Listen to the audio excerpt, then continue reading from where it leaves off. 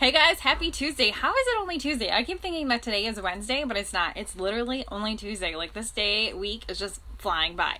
So I just wanted to go live. So I just want to welcome you to this video. If you're new to following me, thank you so much for for following me. If you're checking back in, you've been following me, thank you so much for tuning back in. If you are watching, if you could drop your favorite emoji or just say hi, I would absolutely love it. And I think somebody's joining again. She's here to see what she can get into while mommy's distracted. So where is my fellow people pleasers? Raise your hand. I want to hear from you.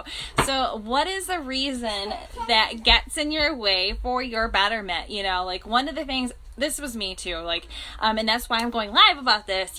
Some of the things that I say and I hear all the time is, it's just too hard to work out with kids, so I don't. Or, if my kids didn't stay on schedule or woke up early or didn't take a nap or went to bed late, with 2 and 3 kids, that was all the time. So I would neglect myself, and I was constantly making and breaking promises to myself. I was blaming everybody in the process as to why I couldn't keep on track. And have you ever said that? Because guess what? Me too. I have said that. What is the cause of all of that stuff? Believe it or not, pride. That little thing that always stood in the way. Somebody grab the dog, please. Sorry. So, directing all of our energy and attention towards meeting the needs of others while disavowing having any of our own. And I was reading that in this book recently. Hey, Ashley. And I was just like, holy crap, that is so me. I am a type 2. And I've worked a lot over the years to overcome that, but I still have those type 2 personality things. Somebody's having a meltdown because she can't have what she wants. Typical in our house. So their secret belief is that they are always know what's best for others and they are indispensable. And honestly, that actually reveals their prideful spirit. And I was like, what the heck? No, that is not me. I am taking offense to that. And I didn't realize that those were the traits that I was modeling to my kids. Those were the traits that I never wanted my kids to have. I never wanted my girls to grow up thinking that they always had to put themselves last on the back burner to be a good mom, because it's a lie. I didn't want them to grow up thinking like, oh my gosh, I always have to put everybody's needs before my own, and if I'm not tired and burnt out and always moving, I'm just not a good mom. And you know what? I have never ever met a mom happy, full of life, full of energy, who neglects herself, ever. Never met one yet. If you're that mom, please reach out to me because I want to get to know you. I fell into the unhealthy side of the 2s from this book. If you've ever read it, read the 2 and you can see the unhealthy side of me. I was insecure. I was how do you even say it? I can't even say it. Manipulative. And many times I played the role of martyr, always trying to earn love by meeting the needs of others, putting myself last, appearing as though I was selfless. But the truth was my pride was lingering. By putting all of my focus and attention and energy on meeting the needs of others while giving the impression that I had none of my own. Well, guess what? If that's you, that's pride. So I believe that I knew what was best for others, and I got off on the fact that I was this indispensable person, and because I was the mom, I was the wife, and I was the absolute worst at asking for help and receiving help. I was the worst at receiving help. I was always the first to offer and filling the need for others so that I could, but you know what? Fear held me back from asking. And after our 3rd child, I was severe postpartum depression to the point I was suicidal, and I actually almost took my kid's life. And I asked for help, and you know what happened? Nobody showed up. Until my husband reached out for people to help us, because then they realized, wow, she's serious. So I felt more alone and unworthy of love after that. And that incident made me so bitter. I became so bitter. I became so resentful.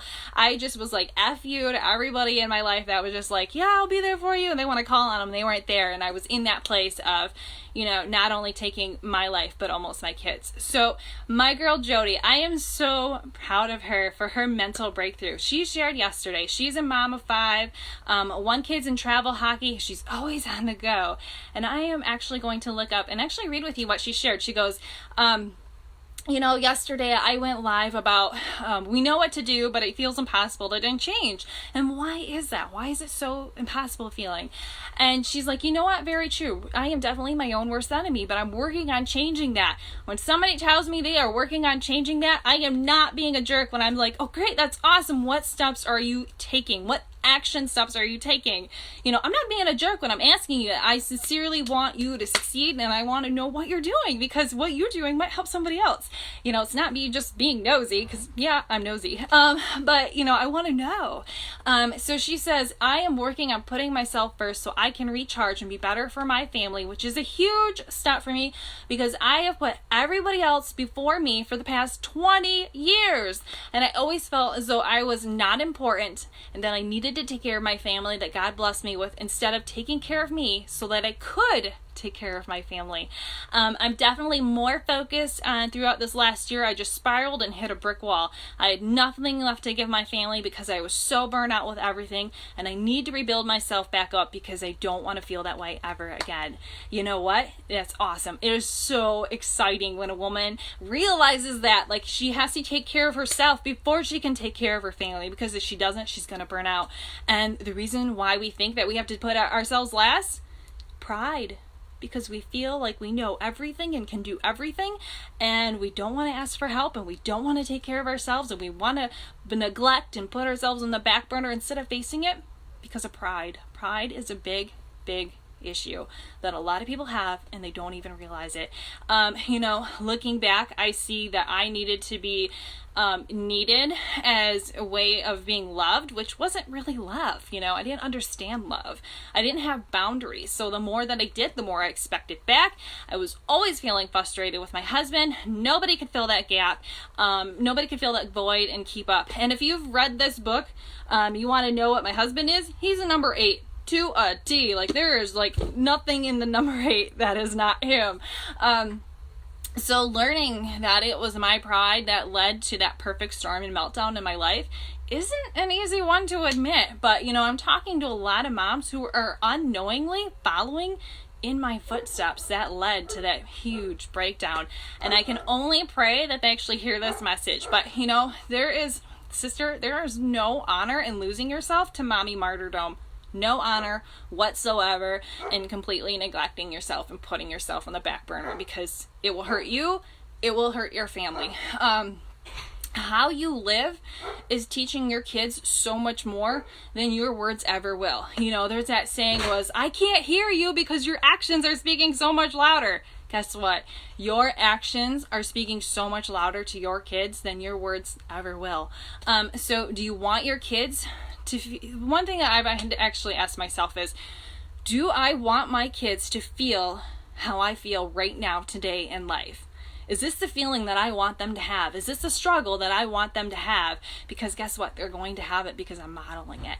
So if not, you need to change it, because it's the beauty of life. God can make a way where there is no way. You don't need logic. You just need faith. But all right, guys, I just wanted to go live because I read that last night, and I was just like, oh my gosh, that is so me. I don't want to share that. That is so awful.